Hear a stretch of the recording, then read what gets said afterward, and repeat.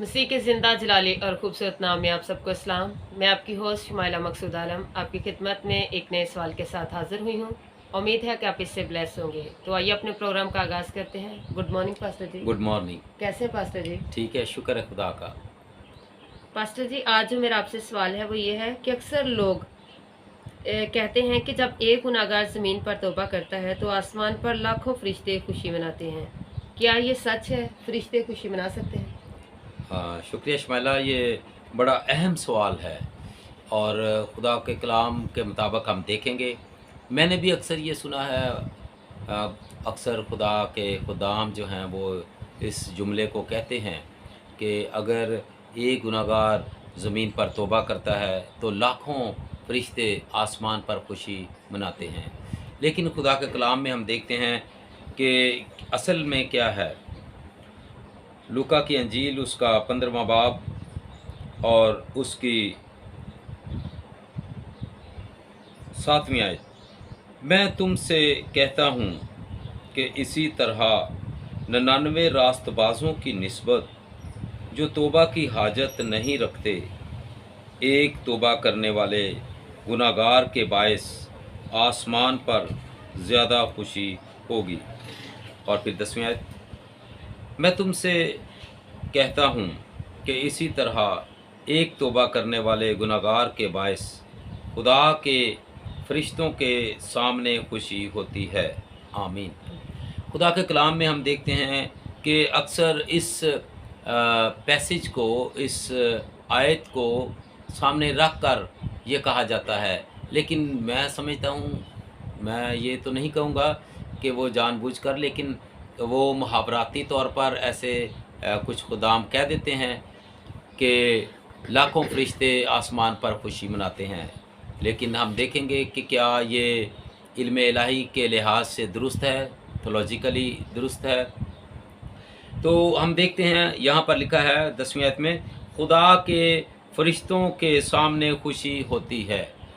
जब हम इस जुमले को देखते हैं तो ये जुमला फ़ेल मजहूल है या इंग्लिश ग्रामर के लिहाज से पैसिव टेंस है।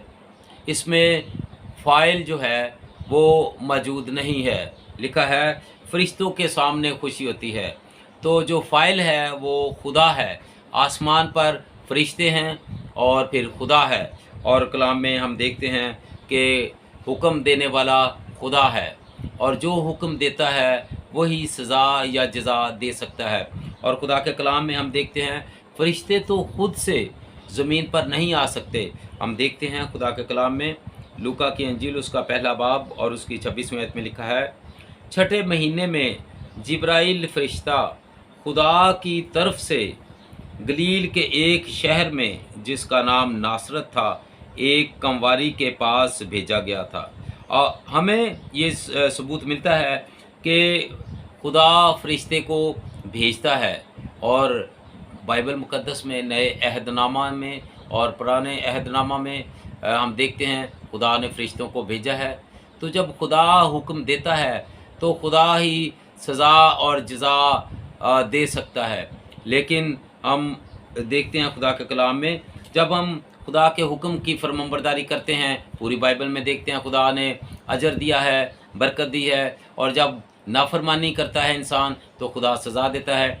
और फिर खुदा के कलाम में हम शरीयत की किताब में भी देखते हैं कि जो फरमाबरदारी की बरक़ात हैं और खुदा की नाफरमानी की जो सज़ाएँ हैं, बीमारियाँ हैं, वो भी हैं।